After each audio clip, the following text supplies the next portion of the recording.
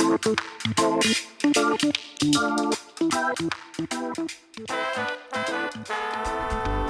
this episode of Sailing the Sloan Star, we say our goodbyes to the Abacos and attempt a difficult crossing back to the United States. We find out we have 24 hours to get off of our boat and race back to the Formosa. I'm Aubrey. I've been living on a small boat for 6 years. It's been a wild ride. I recently bought a 51 Formosa that we call the pirate ship. Her new masts and rigging are on their way from Sweden.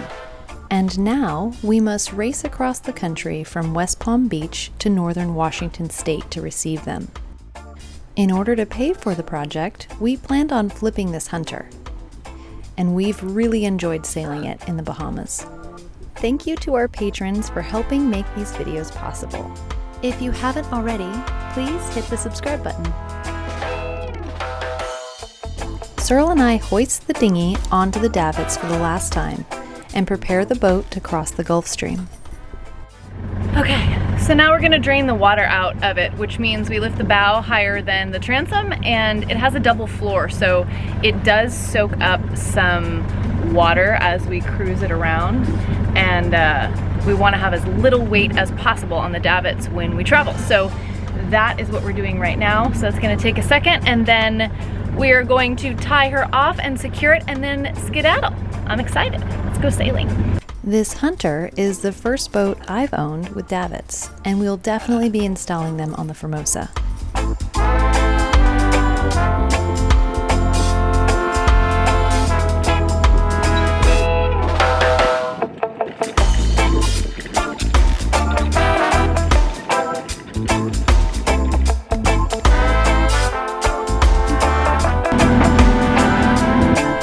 As we warm up the engine, I check that the water pump is doing its job to cool. It's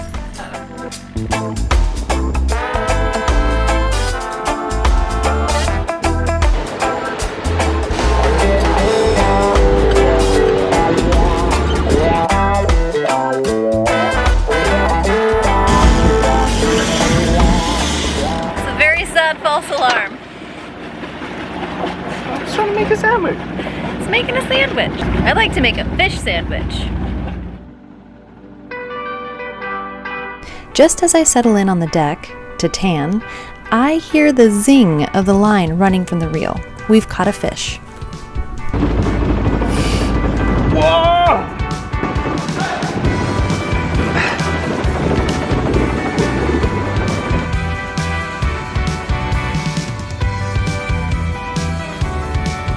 Teeth. Wow. Those teeth.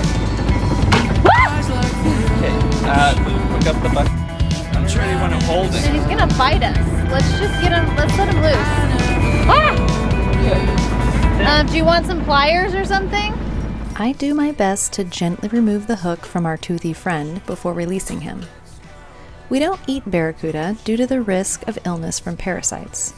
We are aware that some people really enjoy them, but for us it's just not worth the risk. As soon as Searle can set another line, we've caught another fish. Please be a mahi. Fish number 2. You think it's just that we got a good lure this time? Maybe. This guy feels really small. Maybe it's gonna be small and delicious. Now that we are on our way back to the States, where there's food, where there's a Costco full of salmon, we're catching all sorts of fish. The last one was a barracuda. He was so big. Their teeth are so big. His teeth are like the size of mine, and I broke it. Oh no. Oh no, no, no, no. Squirrel lost another fish. Don't tell his dad. I think I lost the lure as well. Oh no. These barracudas don't play fair with the lures without steel braces. I've been up for 5 or 6 hours at the helm, and it's my turn to go down and take a little napper because we're doing a 24-hour sail and we keep catching fish. There's something inside me that when I hear that zzz, I'm like, woo, so excited. Ceviche, ceviche. All right, right, I'm gonna go back down. Road, yeah. I know it is. I'm gonna go back down below. We kind of lost our wind. We do have our main up, and we're running the engine right now.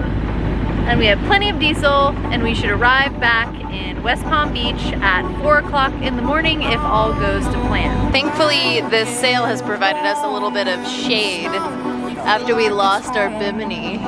Been like this for most of our lives now, and I'm a taker. Would transform like the meat off the bone. We've been like this for most of our lives now.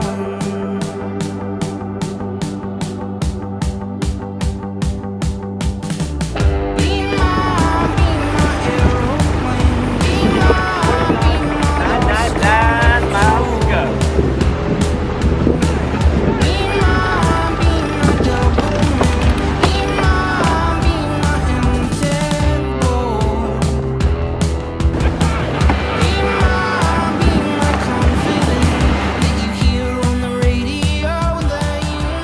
So we still have the engine running because we do not have enough battery to run the autopilot without the engine running. We just don't have enough power. So we are motor sailing. It is such a beautiful sunset. We have about 16 knots true and 8 knots apparent, last I checked. We've got both the head and the main reefed. And it's pretty smooth. We've got some following seas and we're trying to kind of outrun them. So it's a smoother sail. Searle's gonna go down below and cook some meat. Not it.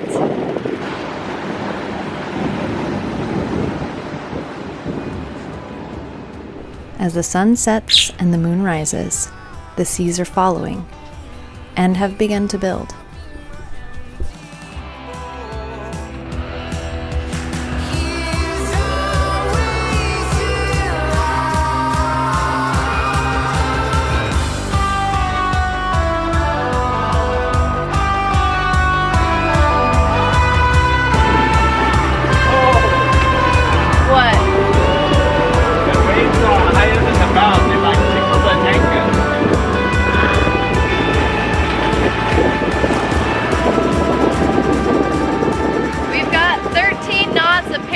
Well, I hope it doesn't get any more stiff than this, because it's already been 20 knots, true.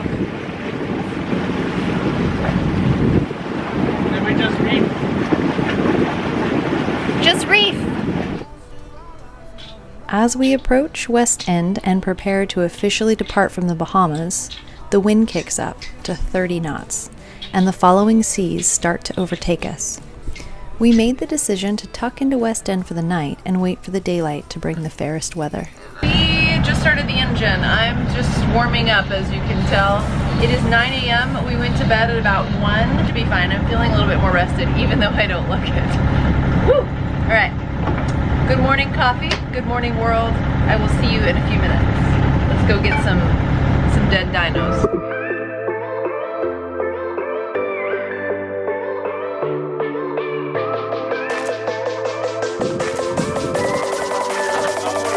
Yes, we have everything. Lights and everything.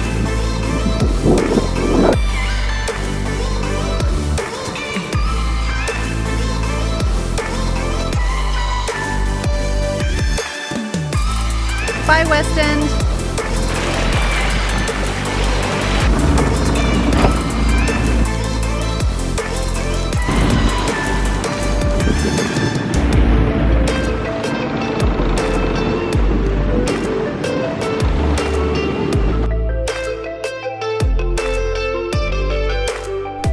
The sail was quiet and leisurely until the wind died out completely and the Gulf Stream got the better of us. I have to repeat what Searle just said. He said if I aim south, we're down to 2 knots. Not happy. He is not happy. We were planning to be anchors down and headed into town to get a juicy salad. And that's not gonna happen. We are just like a couple miles offshore. I'm looking at this beautiful sunset I'm about to show you, and we just can't get any further because the Gulf Stream is so strong For those of you that are following me on the Garmin InReach on Patreon, please don't laugh. Like this squiggly line, it looks like I am making ocean art for you guys with my route. You're welcome. We had a nice sail though. We had a really nice sail. It has so far been without any hiccups. We're super happy. We're back and time for a new adventure, which means going to pick up the kids, picking up our mail, picking up Atlas, which I'm so excited about, and deciding what's next. Check out the sunset.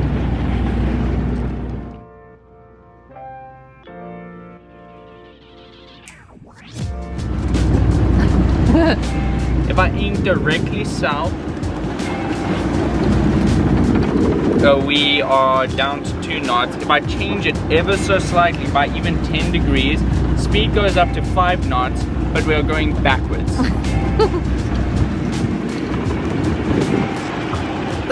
not my idea of progressive sailing.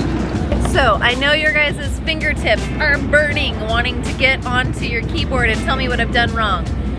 Yes, you should start your trip out and adjust your course for the Gulf Stream. I do realize that. However, we did have a following sea, and we're trying to get the most comfortable point of sail crossing over, and we had planned on changing our heading when we got closer. So that's what we've done, and we're pretty happy with that. And for me in sailing, the point is getting there, and we don't always do that with the most beautiful execution, but hey, we're out here and we're going, and I'm super proud of that. So yes, success. In Aubrey's book, success. We dropped anchor early in the morning and happily snuggled into our beds. The next morning, I discovered we had a cash buyer for the boat and that we needed to be off of her in 24 hours, a nearly impossible task.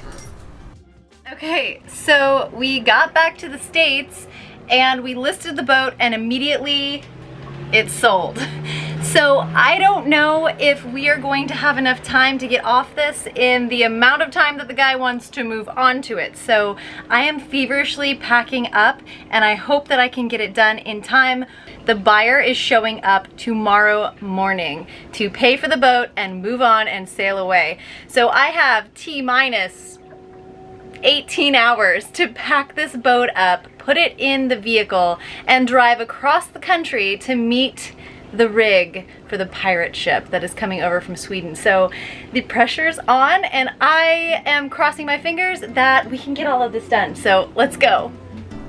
Thankfully, after living on a sailboat for so long, I've become pretty good at organizing, which makes for easy packing. I'm gonna talk about my packing cubes for the 4 millionth time. I love these things. I have been living out of them for the last, I don't know, 5-6 years, and they're just so convenient. It's like being able to take a chest of dresser drawers everywhere with you. My two favorite boat organizing gadgets, packing cubes and vacuum bags, come together in perfect packing harmony to make these boxes extra heavy for Searle. So the key to living on a boat and not going absolutely crazy is learning how to organize. And for me, that's just been lots and lots of containers.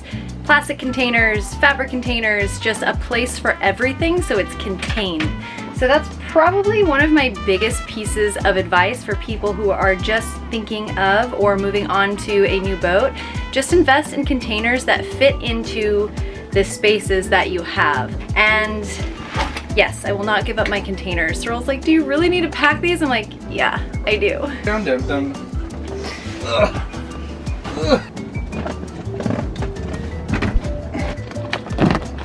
Day pack.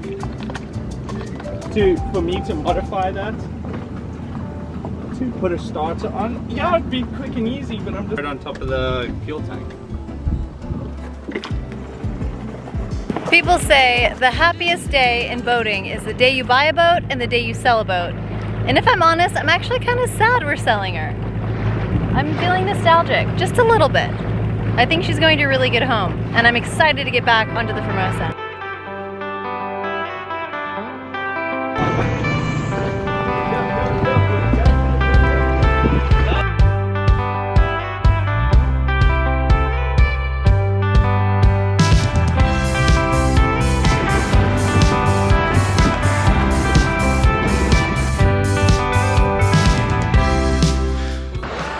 Open sesame.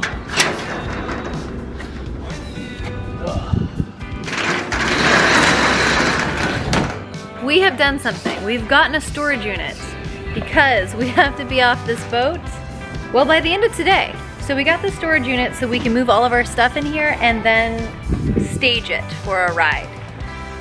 It made sense in my head. So let's unload this car and then we're gonna head back to the boat and do some cleaning. You can have to move this stuff. Should I just keep filming or do you want help?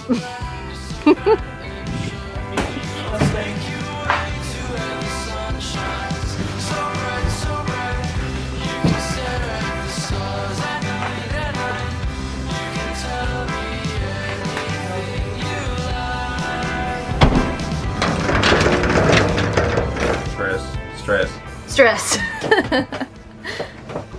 Well, guys, we're pretty much moved these last little couple things and then we're off. This has been really amazing and we set out to do something and we did it and it feels so good. Isn't it crazy that this has gone by so quickly? I think that the crazy part is that actually a plan came together. I know.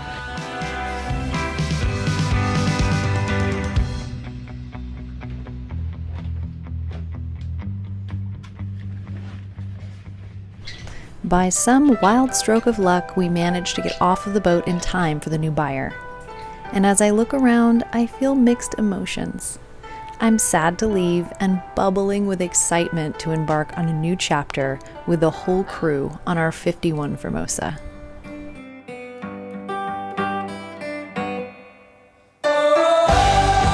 And that's it.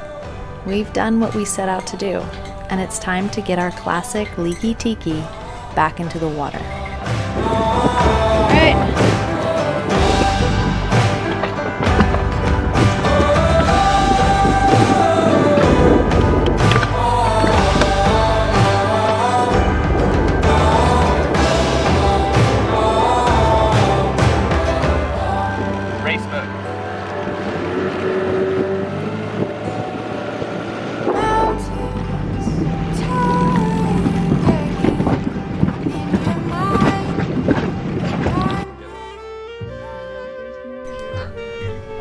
Don't miss the longer and uncensored episodes of Season 12 on Vimeo.